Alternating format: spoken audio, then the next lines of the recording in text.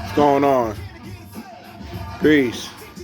Coach's Crate Chronicles. It is about almost mid-July, 2023. I'm chronicling the Fugees. What's the name of this album? Blunted on Reality. The Fugees album that everybody kind of pushed aside and said, never mind. And you wonder, what was wrong with it? What was this, that, and the other? So, I'm about to check that. So, anyway, the main thing I remember, what I recall, was this album came out, and, I'm from North. We didn't know these cats. Like, I'll tell you, when I say we didn't know these cats, it's a brother I worked with. Peace to Rob. What up, Rob? It's a dude I used to work with, and he said he's from East Orange. Now, I'll tell you something about MCs, East Orange, Newark. Newark was known as, we were known for house music, club music. That's what Newark was known for. While East Orange, and a lot of Newark cats would be like, but it's true. East Orange was more of the hip hop, like Naughty and whatnot. They were known for the creative hip hop sound and the DJ scratching this and that. Newark, we were known for the club DJs and the club music and the singers and things of that nature. We wasn't quite as known for MCs, and we had our Lakim Shabazz, the Do It Alls, the Reds, the Mike C's. We had all that. But we weren't known for that. Anyway, all this said, Rob told me, Rob is from East Orange, and he told me he always heard about this dude from Hooterville, from the Vailsburg section of North. And he had a style. It was like a reggae, hip-hop type of style. That was Wyclef. Now that, I remember Rob also told me he was never scared of anybody except one dude, and he didn't say the name, he just said he was dealing with issues in the streets and this and that. That was Mike C. Y'all, YouTube Mike C, YouTube Redman and Mike C, and you might see it. But Mike C, anyway, that's another story. Let's get back to what we were talking about. I'm listening to this, and what it was said was, when the Fugees put this out, they had an issue with the label, that they put it out 2 years after they produced it and put it together. And they had an issue that the producers weren't really in touch. They were telling them to do things and they didn't agree. Stop. As far as the label putting it out 2 years too late, okay.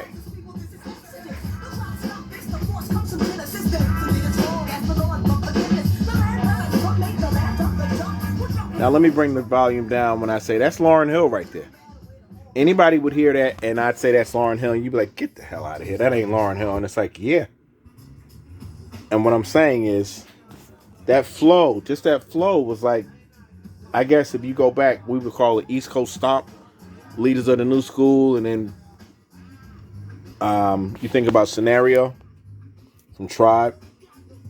And that was I think they looked at that, they heard it, and they said, all right, let's emulate that, rather than coming with their own. And I think Prod said that. He said, they were rhyming the way other people were rhyming 2 years before. So when it came out 2 years later, nobody was really feeling it. But when they say the producers, I'm listening to this. This is, I think the name of this track is Recharge.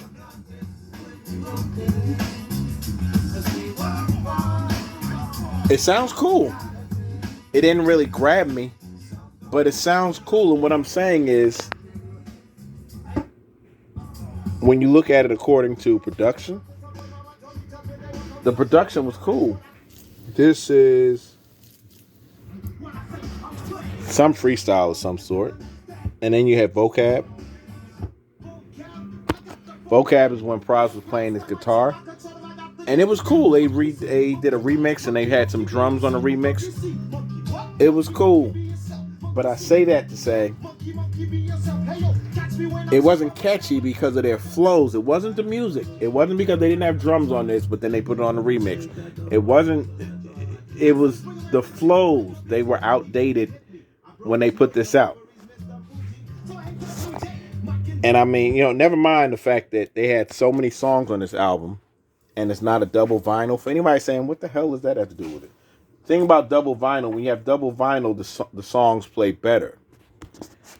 And I can't explain it because that's not my thing.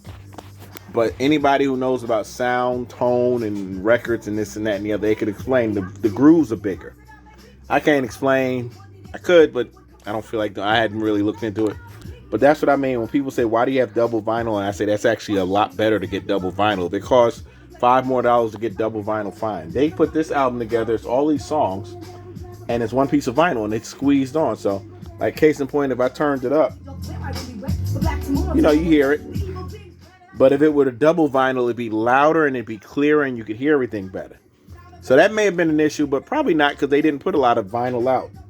I'm listening to this song. It's called Seek Stardom. Some Seek Stardom.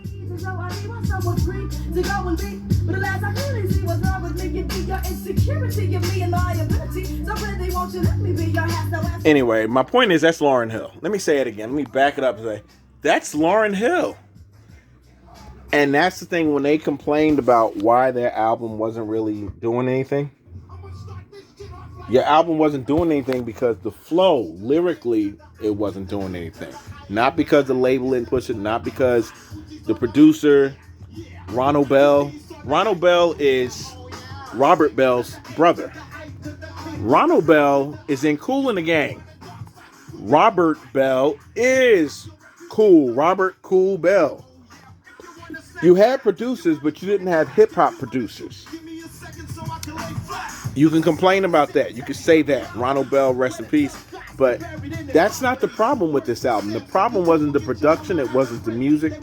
It wasn't the direction of the music. The problem was their lyrical flow. The whole album. When you go to the next album, which I'm not going to start playing, I actually wanted to play on a turntable this album and then play How Many Mics on the Other Turntable, just so you can see the difference in Lauryn Hill's flow. I'm not doing that. But I'm hearing, I forgot the name of this song.